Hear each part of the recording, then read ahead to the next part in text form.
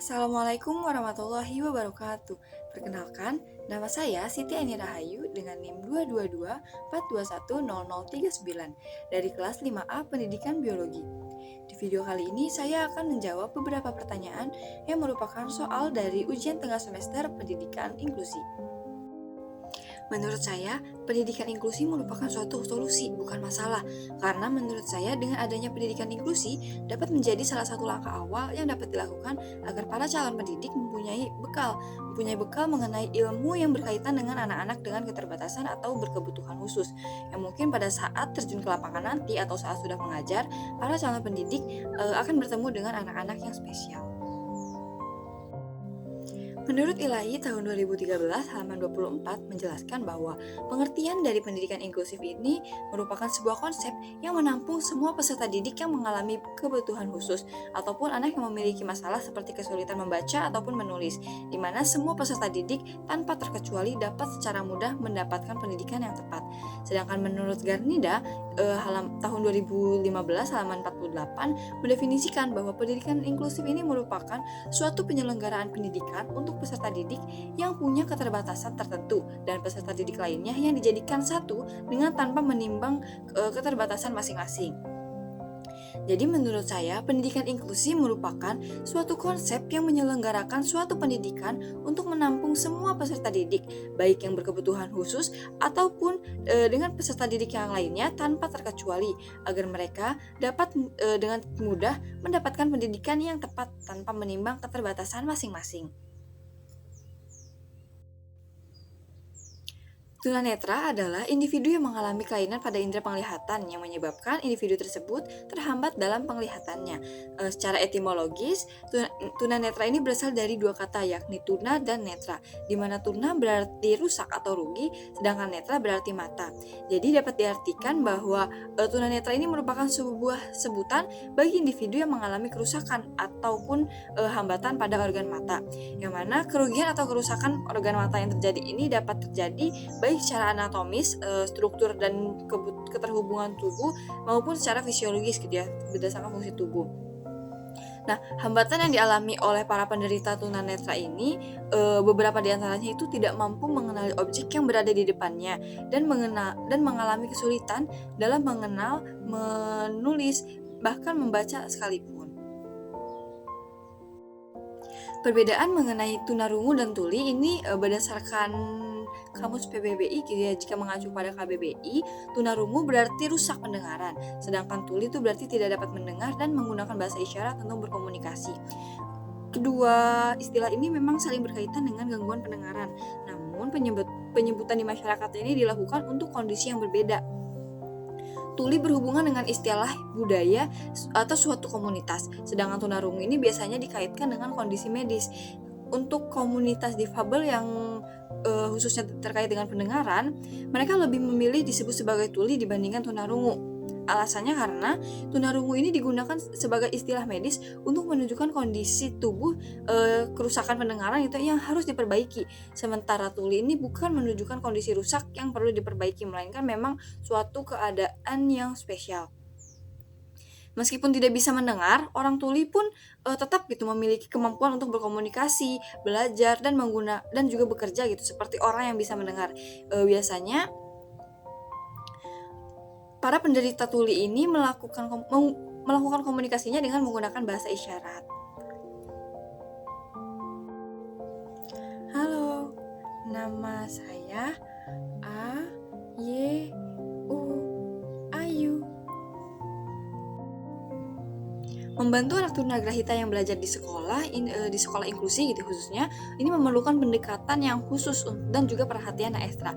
Cara yang akan saya lakukan ialah dengan melakukan komunikasi yang efektif, baik menggunakan bahasa yang sederhana, jelas, dan juga menggunakan media visual berupa gambar ataupun foto. Dan juga memberikan instruksi dalam bentuk langkah demi langkah agar dapat mudah dipahami oleh anak tersebut. Namun, cara yang akan saya lakukan pun tentu akan melibatkan orang tua dari peserta didik yang bersangkutan dalam proses belajarnya, di mana dengan mendiskusikan secara rutin terkait dengan kemajuan ataupun tantangan anak agar didapatkan saran dan juga bantuan dari orang tua untuk memenuhi kebutuhan anak tersebut. Sama halnya dengan membantu anak tunagrahita di sekolah, membantu mahasiswa tunadaksa yang ada di kampus pun memerlukan perhatian dan juga pendekatan yang khusus. Di mana cara yang akan saya lakukan dalam membantu mahasiswa tunadaksa jika ada di kampus, yaitu beberapa di antaranya memastikan bahwa area kampus ini memiliki fasilitas aksesibilitas yang memadai, seperti pintu yang lebar dan juga toilet yang dapat diakses dengan menggunakan kursi roda. Lalu tentunya saya juga akan berkomunikasi secara terbuka dengan mahasiswa tunadaksa tersebut untuk memahami kebutuhan mereka dan mencari solusi yang sesuai. Tidak lupa juga, saya pun akan memberikan pengakuan dan juga apresiasi yang lebih kepada mereka atas prestasi yang mereka raih gitu ya, baik secara akademik maupun non-akademik mahasiswa tunadaksa tersebut. Menurut Telford dan Sauray, mereka mengemukakan bahwa anak tunalaras diklasifikasikan atau dikelompokkan menjadi 3 kelompok berdasarkan bentuk perilakunya. Yang pertama yaitu anak yang mengalami kecemasan, di mana anak yang mengalami kecemasan pun dikelompokkan berdasarkan berat ringannya menjadi 3. Yang pertama yaitu kecemasan kronis. Nah, gejalanya ini seperti mudah marah, merasa ketakutan yang tidak jelas penyebabnya, gangguan tidur dan selera makan, juga sering menangis tanpa sebab dan merasa lesu juga tidak bergairah. Lalu yang kedua yaitu rasa takut yang kronis, di mana perasaan takut tersebut ini tidak diketahui yang menjadi faktor penyebabnya apa, dan juga rasa takutnya ini irasional seperti itu, misalnya pada fobia sekolah, fobia kematian dan sebagainya. Lalu yang ketiga dari anak yang mengalami kecemasan itu klasifikasinya obsesi dan juga konklusi yang sering stereotip dan tidak dapat dikontrol, di mana konklusi ini merupakan suatu pengulangan perilaku atas desakan yang timbul dengan berbagai cara, sedangkan obsesi ini merupakan suatu keasikan dalam pemikiran ataupun ingatan terhadap suatu objek yang sama. Jadi kedua hal tersebut ini merupakan gejala meningkatnya kecemasan yang bersifat sementara. Misalnya, contohnya gitu ya, berperilaku yang dilakukan secara berulang-ulang. Lalu klasifikasi anak tunalaras yang kedua yaitu berdasar anak yang menutupi diri dari realitas, di mana anak yang menutupi diri dari realitas pun berdasarkan bentuk gangguan atau penyimpangannya diklasifikasikan lagi gitu, terdiri atas skizofrenia, autisme, dan autisme. Dimana tipe untuk yang pertama gitu ya, ada skizofrenia, di mana tipe ini merupakan bentuk yang paling umum dari gangguan psikopi fungsional. Ciri-cirinya itu yang pertama ada disorganisasi, kurang perhatian, reaksi emosional, dan juga sering mengalami halusinasi dan juga ilusi. Dan yang kedua, klasifikasi dari anak yang menutupi diri dari realitas itu adalah autisme, di mana autisme ini merupakan anak yang menutup diri pada tingkat yang sangat berat, sehingga mereka mengalami kegagalan dalam melakukan hubungan emosional dan juga sosial dengan orang lain. Gejala dari anak autisme juga ini berupa pengulangan kata-kata gitu, kekakuan dalam mempertahankan suatu objek, pergantian perilaku secara rutin atau monoton dalam ungkapan tertentu, dan juga regresi, yang mana regresi ini merupakan perilaku kembali pada perilaku fase yang lebih rendah dari usianya atau perilaku kekanak-kanakan. Nah, perilaku tersebut juga terjadi biasanya apabila mengalami ketegangan ataupun stres, misalnya mengisap jempol, berbicara seperti bayi, berhayal dan berfantasi seperti itu. Dan klasifikasi yang ketiga dari anak tunalaras adalah anak yang mengalami permusuhan, di mana merupakan anak yang mengalami permusuhan ini merupakan tipe anak yang mengalami gangguan emosi, di mana tingkah lakunya bersifat agresif dan juga destruktif. Ia sering merusak benda atau barang dan juga menyerang kepada orang gitu, bukan hewan. Biasanya lebih menyerang kepada manusia daripada hewan. Ya, setiap kampus itu pasti memiliki kebutuhan dan juga tantangan yang berbeda.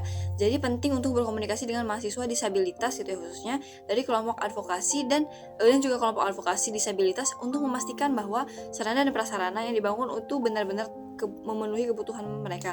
Dan juga apabila saya diberikan kebijakan gitu ya untuk membangun suatu sarana dan prasarana, mungkin beberapa sarana dan prasarana yang akan saya bangun ini untuk membantu kampus menjadi inklusif yang untuk mahasiswa disabilitas, mungkin yang pertama yakni membangun aksesibilitas yang fisik gitu ya, membangun fasilitas aksesibilitas yang mencakup rampa, tangga dengan pegangan, dan juga jalur yang mudah diakses, dan juga memastikan bahwa semua bangunan kampus ini memiliki pintu yang cukup lebar gitu ya untuk kursi roda dan mengangkut dan juga membantu mobilitas lainnya. Lalu sarana prasarana yang mungkin akan saya bangun yakni memastikan adanya toilet dan juga kamar mandi yang dapat diakses oleh mahasiswa dengan disabilitas, dan juga menyediakan papan informasi dan juga tanda petunjuk yang mudah diakses dan dapat dipahami oleh mahasiswa dengan berbagai jenis disabilitas, dan juga menyediakan area parkir gitu ya, menyediakan area parkir yang sesuai untuk kendaraan tunadaksa, termasuk ruang yang cukup lebar.